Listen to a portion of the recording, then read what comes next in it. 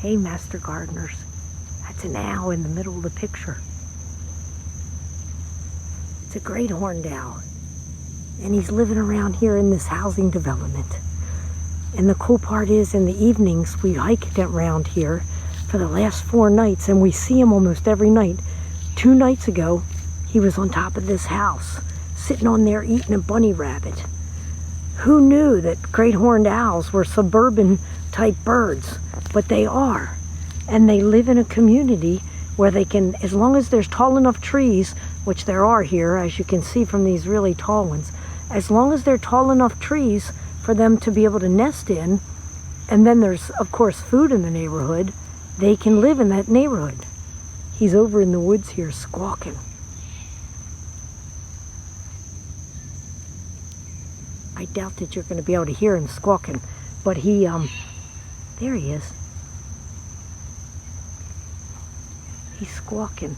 And, all right, hold on a second, let me get, we'll try to zoom in on him, but I doubt we'll zoom in. Show my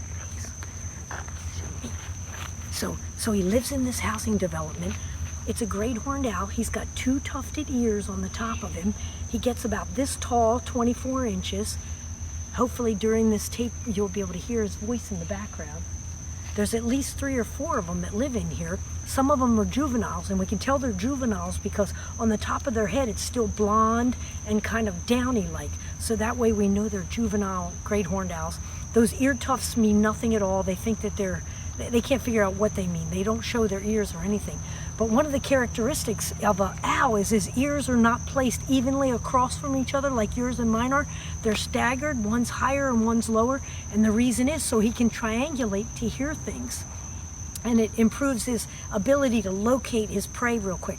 So what is his prey? He's eating, well, we saw him eat a bunny rabbit 2 nights ago. We saw one of them with a bunny, but they'll eat anything. They say they'll eat anything that's moving. They'll even eat invertebrates. They'll eat lizards and things like that. They'll eat dead meat like carrion if they're left to, and they can't find as much food. So they'll eat most anything, and they must be nesting around here. The one thing is, great horned owl has no idea how to make a nest because he doesn't make his own. He always uses somebody else. He can use the nest from the egrets. I'm actually down in North Carolina right now.